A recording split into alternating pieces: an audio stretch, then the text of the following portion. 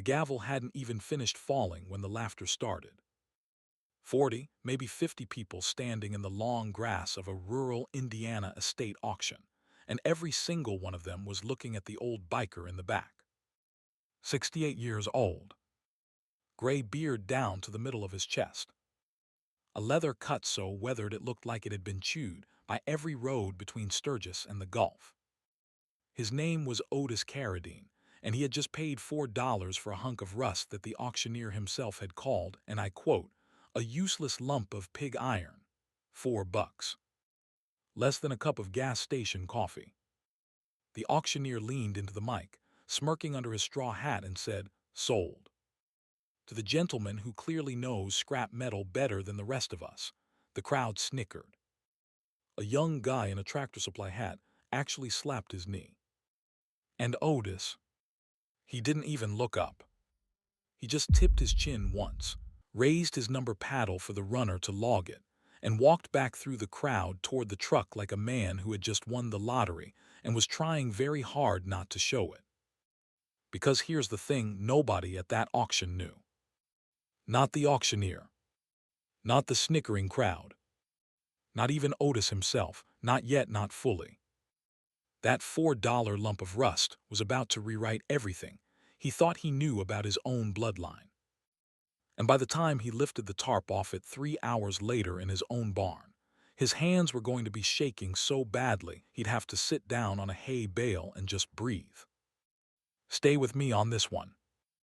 Otis Carradine had ridden up from southern Indiana that morning on a panhead. He'd built himself in 1978. 48 years on the same frame. New paint twice. New top end 3 times. But the same bike. The same handlebars his hands had grown old around. He hadn't planned on going to any auction that day. He'd been driving home from a brother's funeral up near Lafayette, a brother from his charter, a man named Doc who'd ridden with him for 31 years and finally lost a long fight with cancer the Tuesday before. Otis was tired. Tired in the bones.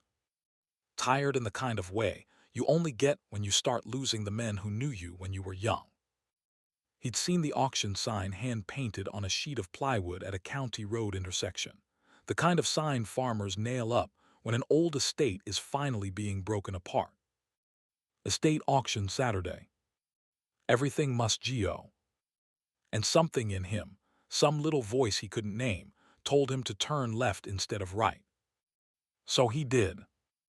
And that's how he ended up in a side yard full of strangers, standing under a maple tree, watching an auctioneer try to move a barn full of dead man's tools. The forge was the last thing on the block before lunch. A blacksmith's coal forge, the old kind, the kind your great-grandfather would have recognized. Cast iron firepot, hand crank blower on the side, the blower handle bent and the bellows leather long since rotted out. The whole thing was wearing a coat of orange rust about as thick as a quarter, and somebody, probably the estate's executor, had thrown a moldy green tarp over the top of it to keep the worst of the weather off. The auctioneer had walked his runners around it twice trying to drum up interest. Nothing. Not a hand. He tried starting the bid at $50. Crickets. 25. A barn cat yawned. 10. Somebody actually laughed out loud. And then the auctioneer, who I'm sure was a perfectly decent man but had clearly given up on this particular lot, said, "All right, folks, who'll give me $5 just so I can get this thing off my list." And from the back of the crowd, soft, barely loud enough to carry, Otis raised his paddle and said, "4." The auctioneer blinked. Looked around. Saw nobody else. Shrugged. $4 going once, 4 going twice, sold to the biker in the back for $4 and may God have mercy on his pickup suspension. That's when the laughter started. That's when the kid slapped his knee. And that's when Otis walked up, peeled 4 singles out of a leather wallet held together with electrical tape, and handed them to the runner without a word. What nobody saw, because nobody was looking at his face, was the way his eyes had locked onto that forge the second he'd walked into the yard. Not the way you look at scrap. The way you look at something that's been calling you across 40 years of road noise, and you finally figured out what the voice was saying. Loading it took 2 hours. The forge weighed somewhere north of 400 pounds, and Otis was 68 years old with a bad left shoulder from a wreck on I-70 in 1991. A couple of younger guys from the auction crew helped him muscle it up a homemade ramp onto the flatbed trailer hitched behind his pickup, and one of them, a real friendly kid maybe 25, asked him what in the world he was going to do with it. Otis tightened a ratchet strap, didn't look up, and said, "Going to put it in my barn and see what it has to say." The kid laughed, thinking it was a joke. It wasn't a joke. The drive home was 97 miles, mostly two-lane county roads. Otis kept the truck at 55 the whole way because every time he glanced in the rearview mirror at that rusted hulk strapped down on his trailer, he got the strangest feeling in his chest. Like something was finally coming home. He didn't know why. He couldn't have told you why. He just knew that for the first time since Doc had died, he wasn't tired anymore. He was awake. His property sat at the end of a gravel road outside a town, so small the gas station closed at 6. 40 acres his father had left him. A farmhouse from 1908. A barn from about the same era, with a roof he'd patched himself 3 different times. And out behind the barn, an old work shed his grandfather had built with his own hands somewhere around 1930. Otis had never used that shed for anything but storing winter tires and old motorcycle parts. The door stuck. The floor sagged. He didn't go in there much.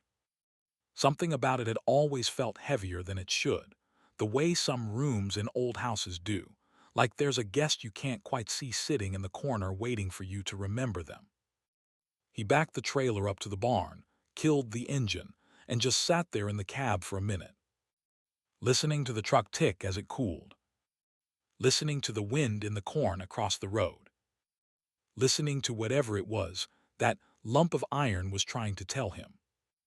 Then he got out, grabbed his work gloves off the dashboard, climbed up onto the trailer and lifted the tarp. That's when it started. Underneath the tarp, the forge looked even worse than it had at auction. The cast iron firepot was caked with a half-inch of old coal slag fused to rust. The blower handle was bent so badly it pointed almost straight down. Spider webs hung from the legs in gray ropes. And tucked up under the firepot, sitting on the little ash dump shelf like somebody had set it down for a minute and forgotten about it for 75 years, was a horseshoe. Not a new horseshoe. An old one. Hand-forged, you could see the hammer marks. The kind of horseshoe a working blacksmith would have made for a working draft horse back, when working draft horses were how you fed your family. Otis picked it up, turned it over in his glove. And right there on the inside of the curve, faintly, almost worn smooth, was a maker's mark. 2 letters. A. C. Otis stood very still on the trailer with the wind moving through the maple trees and just looked at those 2 letters for a long time. A. C. Augustus Carradine. His grandfather's initials. The grandfather he had never met. The grandfather his father had refused to talk about for 60 years. The grandfather whose picture didn't exist in any album anywhere in the house, not one, not even a wedding photo. And then Otis did something he hadn't done in a long time. He took off his cut, folded it neatly, and laid it on the bench seat of the truck. Because whatever was about to happen, he wasn't going to let it happen wearing the colors of the club he rode with now. He was going to meet his grandfather's forge the way a man meets a thing that belongs to him. Bareheaded. Bare-armed. Honest. He spent the rest of that afternoon, and most of the evening unloading the forge, piece by piece, into his grandfather's old shed. He didn't put it in the barn. Something told him the barn was wrong. Something told him it needed to go back in the shed where it had been built. The door fought him. The hinges screamed. But when he finally got it open and started carrying tools and brackets in across the threshold, the heaviness in that little building, the thing that had always felt like a guest in the corner, started to lift. Like a held breath finally let out. By the time he had the fire pot set on the original mounting bolts, which were still in the floor under 70 years of dust by the way, the sun was going down, his shoulder was screaming, and his hands were black up past the wrists. He stood in the doorway of the shed, looking at the rusted hulk of his grandfather's forge sitting exactly where his grandfather had last left it, and he said, out loud, to nobody, "Okay, old man. I'm listening." Then he locked the shed and went inside and slept for 11 hours. He started the cleaning the next morning. Wire brush, vinegar bath for the smaller parts, penetrating oil for the seized blower. The work was slow. The work was patient. The work was the kind of work a man does when he knows the thing in front of him has been waiting a long time and deserves not to be rushed. And as he worked, the forge started to give up its secrets, one small thing at a time. A bent nail in the ash dump.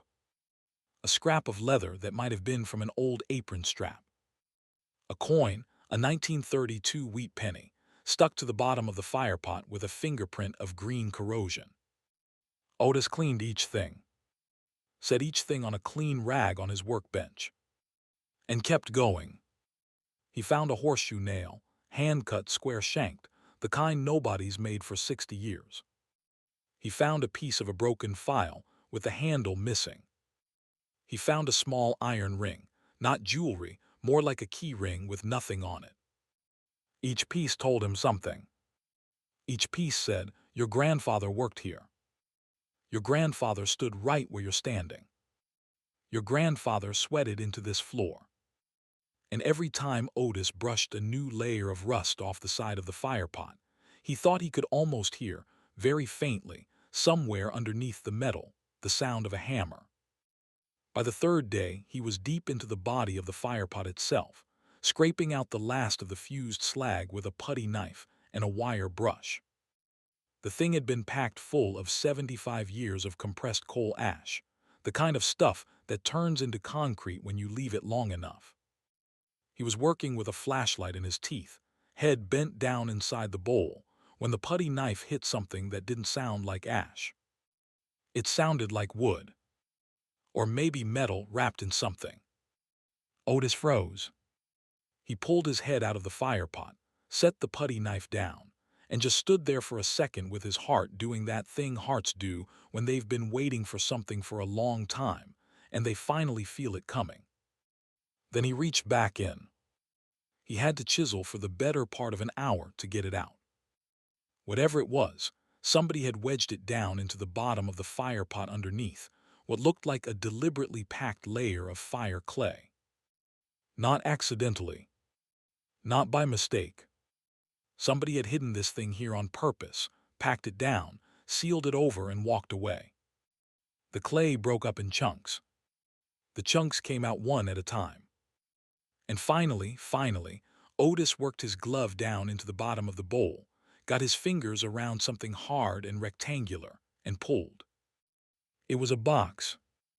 A small iron box, about the size of a paperback book, hand-forged from sheet steel that had once been folded and hammered and riveted shut by somebody who knew exactly what they were doing.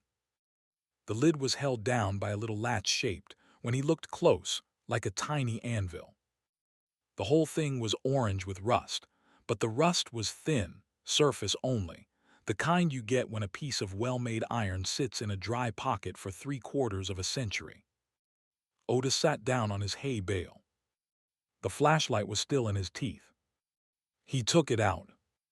He set the box on his knee. And for a long moment he didn't open it. Because some part of him already knew. Some part of him had known the second he'd raised the paddle for $4 at that auction in the long grass of a rural Indiana side yard. Some part of him had known when his palm hit that maker's mark on the bottom of a hand-forged horseshoe. Whatever was inside, this box was going to change him. And once it was open, it couldn't be closed again. He thought about Doc. He thought about all the brothers he'd buried. He thought about his father, who had died at 61 without ever saying his own father's name out loud. And then he thumbed the little anvil latch, and the lid came up with a small dry sigh of old hinges, and the inside of the box opened to the afternoon light coming through the shed window. There were two things inside. The first thing was a photograph. Black and white, on heavy cardstock, the kind of photo paper they used in the 20s before flexible film took over. It was wrapped in a piece of waxed cloth that had kept it bone dry for the entire 75 years. It had been buried under fire clay in the bottom of a forge. Otis unfolded the cloth with hands that were not entirely steady. The photo was 8 men. 8 men standing in front of a long row of motorcycles, the kind of motorcycles you only see in museums now, bored trackers and early Vitwins, bikes from 1923 with no front brakes and leather drive belts. The men were wearing leather jackets, leather caps turned backward, leather gauntlets up to the elbow. And on the chest of each of those 8 jackets, hand-stitched in heavy thread, was a patch. A patch shaped like a halo over crossed pistons. And underneath the halo, 3 words. The Iron Saints. And underneath those 3 words in smaller stitching, one more word. Originals. Otis felt the floor of the shed move under him. Not really. Just in his head. The way a floor moves when something inside you that has been disconnected your whole life suddenly clicks into place. He flipped the photo over. On the back, in pencil, in handwriting he had never seen before in his life but somehow recognized the way you recognize your own face in a window, somebody had written, Founders. Indiana Charter. May 14, 1923. And then beneath the date, 8 names. The first name on the list was Augustus Carradine. Founder. Forge Master. Otis sat there on the hay bale for a long time. He didn't cry. He wasn't a crying man. But something behind his face went very still, the way the surface of a pond goes still right before the wind comes up. His grandfather. His own blood grandfather. Not just a blacksmith. Not just a quiet farmer who had died young in 1947, and whose name nobody had ever spoken at the dinner table. A founder. A charter member. A patch holder in one of the oldest motorcycle clubs in this country. A club so old it had been founded 25 years before the so-called Wild One era ever started. A club that had been riding board-track twins down dirt roads in rural Indiana, when most of America still thought motorcycles were a passing fad. The Iron Saints. Otis had heard of them. Of course he had. Every old patch holder in the Midwest had heard of them. The Iron Saints were almost mythological now, one of those clubs whose name shows up in old club histories and almost never anywhere else, the kind of charter that everybody assumed had died out in the 40s and been absorbed by bigger clubs along the way. The kind of name old-timers said quietly in the back of a clubhouse and then changed the subject. His grandfather had founded the local chapter. His grandfather had been the forge master, the man who made the metal, the man who hammered the iron, the man whose anvil rang in the dark out behind a farmhouse in 1923, while 7 other men sat around drinking coffee and arguing about what to call themselves. Otis lifted the photograph and looked again at the front. There, third from the left, was a young man maybe 25 years old, lean and sharp-jawed, dark hair, the same nose Otis saw every morning in the bathroom mirror. The same set to the shoulders. The same long arms. Augustus Carradine. His grandfather. Standing next to his motorcycle, leather gauntlet pulled up his forearm, halo and crossed pistons over his heart.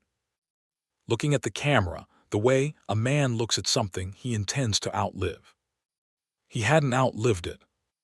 He died in 1947, 24 years after that photo was taken, at the age of 49. Otis would later find out the why of it, but that was a story for another afternoon. The point right then on that hay bale, was that everything Otis had ever known about his own family had been a polite lie. A silence dressed up to look like nothing. His father had grown up hating his father, hating the club, hating the bikes, hating everything Augustus had stood for, because Augustus had died on a road in Kentucky chasing a load of bootleg parts during a club run gone bad, and Otis's father had been 10 years old when the news came, and he had never, not once, forgiven his old man for leaving. So the photos got buried. The patches got buried. The forge got tarped up and forgotten. And by the time Otis was old enough to start asking questions, the silence had hardened into the kind of thing nobody breaks. He joined a different club at 19, a good club, a brotherhood that had saved his life more times than he could count, and he had ridden under those colors for almost 50 years without ever knowing that the blood in his veins had been club blood from the day he was born. He set the photograph down on the rag on his bench, very carefully, like he was setting down something that might break. And then he looked at the second thing in the box. Wrapped in another piece of waxed cloth, smaller than the photo, heavier than the photo, sat a leather pouch. Otis lifted it out. It weighed more than it had any right to weigh. He untied the leather drawstring, which had gone stiff but not brittle, and he tipped the pouch into his palm. 6 rings poured out. Hand-forged rings. Iron blackened by smoke, and then polished smooth by the inside of the pouch over 75 years of small movements. Each ring was shaped exactly the same. Each ring carried the same design hammered into its face. The halo. The crossed pistons. The iron saints. Originals. 6 of them. Period correct. Hand-forged at this very forge, in this very shed, by the man in that very photograph. His grandfather. The forge master. Otis closed his hand around the 6 rings, and he sat there for a very, very long time. He didn't know how long. The light in the shed window changed. A barn cat came in through the gap under the door and rubbed against his boot and left again. Somewhere out across the corn, a tractor started up, and the sound came over the field in the way tractor sounds come over a field, distant, patient, mechanical, the sound of a place that has been doing the same thing for 100 years. Otis just sat on his hay bale with 6 iron rings in his fist and a black and white photograph on his bench in his grandfather's forge, half cleaned, half still rusted, in front of him. And in his head he could hear it. He could hear it as plainly as if it were happening in the next room. The sound of a hammer on an anvil. A measured ring. A measured ring. A measured ring. The sound of a man making something out of fire. He didn't open the rings to anyone for almost a week. He needed time. He needed to sit with it. He needed to walk the property, run the dogs, drink coffee on the porch at 5 in the morning, and let the fact of what he had found settle into the long shape of his own life. He thought about his father a lot during that week. He thought about how a man can spend 60 years inside a silence and call it peace. He thought about how easy it is to bury a thing and how hard it is, sometimes, to dig it back up. And he thought, more than anything, about the 8 founders in that photograph. 8 men. May 14, 1923. He wondered which of them had thought of the name. He wondered which of them had drawn the patch. He wondered if any of them, on the day that photo was taken, had any idea that one of their grandsons would be sitting in this same shed 103 years later holding their work in his hands. When he finally did pick up the phone, he called the president of his own charter. A man named Buck Wellen, 64 years old, full patch since 1984, the kind of brother who picks up on the second ring no matter what time you call. Otis didn't say much on the phone. He just said, "Buck, you need to come out here. And bring the table." The table in their charter meant the officers. The 7 men who voted, who carried the weight, who held the chapter together. Buck didn't ask questions.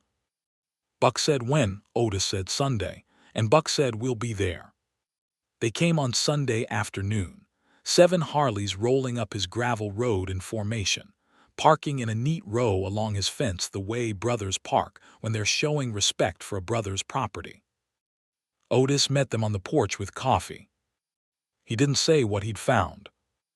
He just said, "Come back to the shed," and they followed him. He had cleaned the shed for 2 days, getting ready.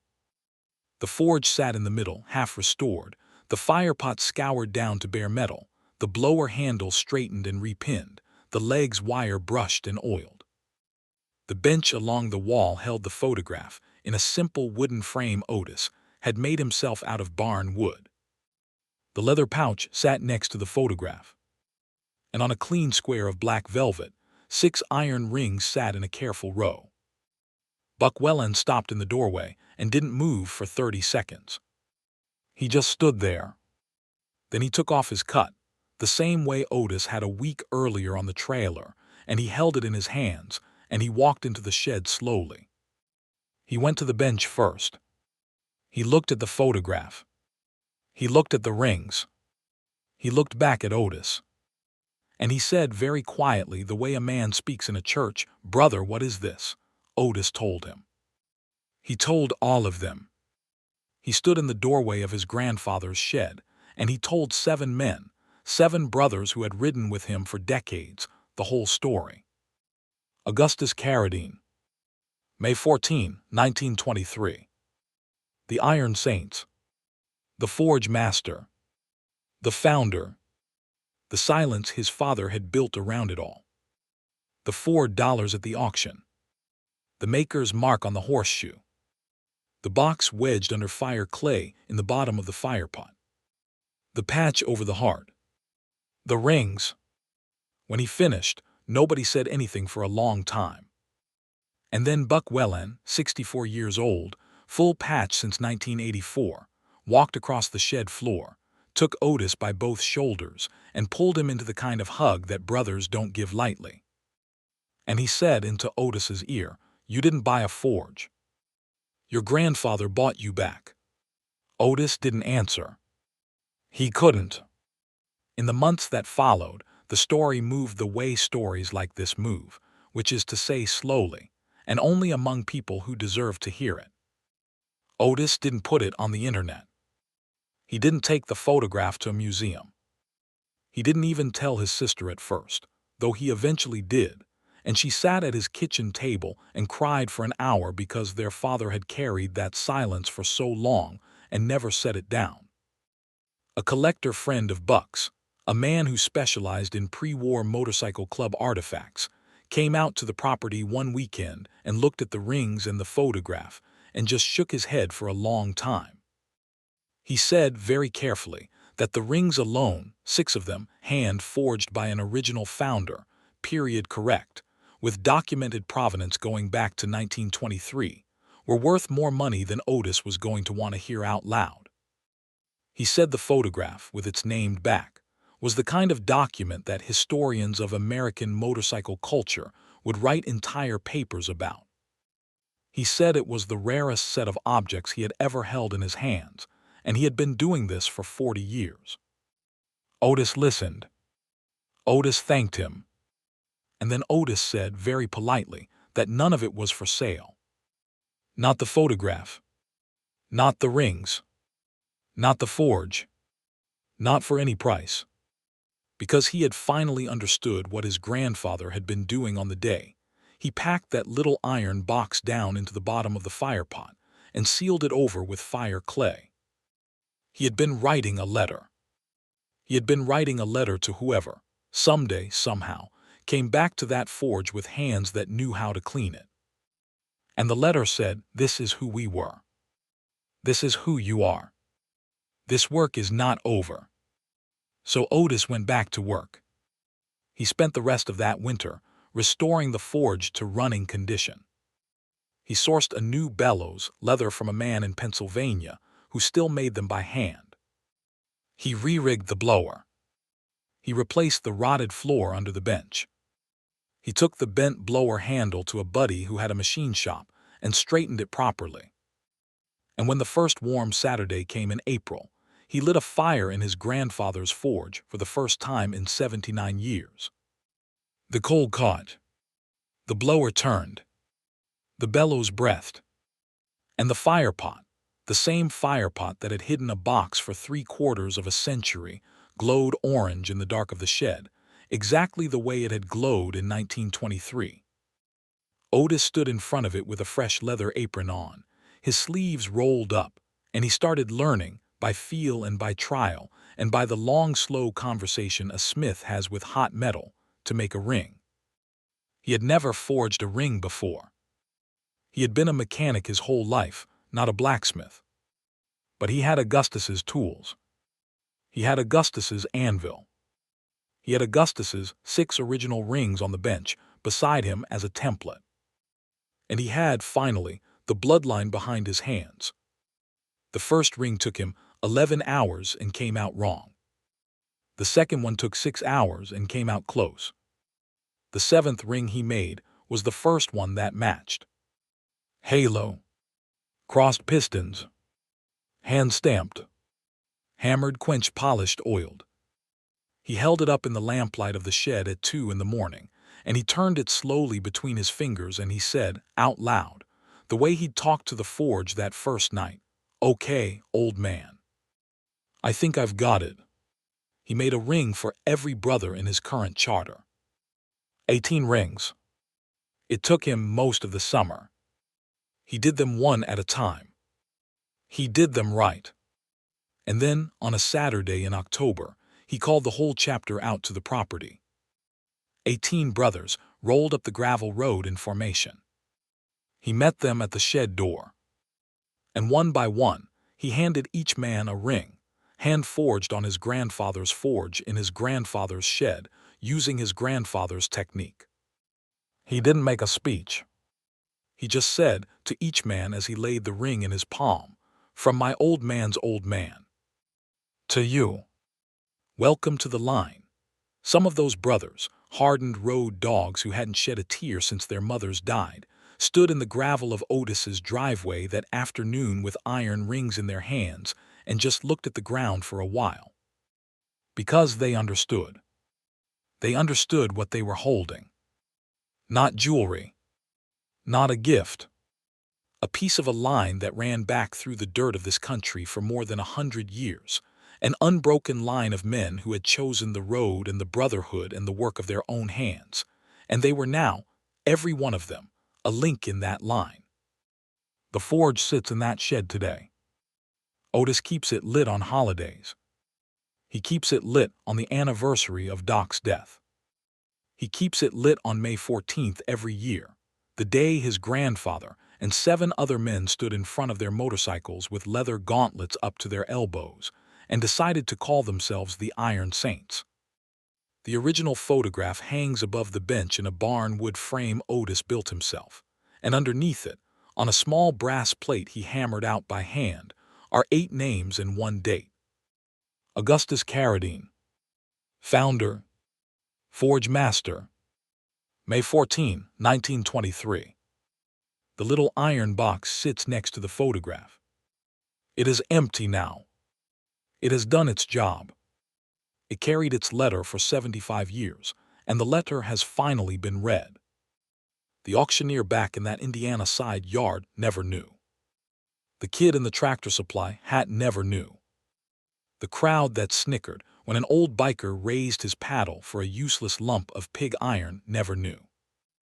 None of them knew that what they were watching was not a joke, and not a charity buy, and not a stubborn old man being foolish with his money. They were watching a grandson walk up to his grandfather's grave for the first time in his life and pay $4 to bring his bloodline home. $4. Less than a cup of coffee. The price of 1 cold tank of nothing at any gas station in America. And it changed the rest of Otis Carradine's life. He still rides the panhead. He still rides with his charter. He still buries his brothers when the time comes, and there have been more of them since Doc, because that's the road, that's the cost, That's the deal you sign when you put a patch on your back and ride. But every time he climbs into the saddle now, he wears an iron ring on his right hand forged in his grandfather's forge by his grandfather's grandson, halo over crossed pistons, the same as the 6 rings still sitting in the leather pouch on his bench, the same as the 18 rings now riding on the hands of his brothers up and down the highways of the Midwest.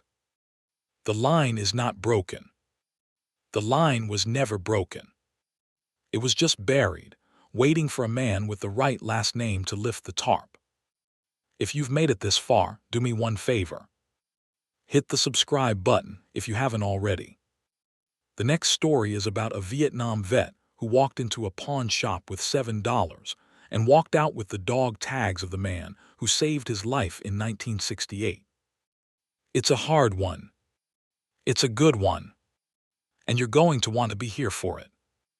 Until then, keep the rubber side down, keep your brothers close, and remember, sometimes the most valuable thing in a man's life is the thing everybody else laughed at when he paid $4 for it. Stay safe out there. Ride free. And I'll see you on the next one.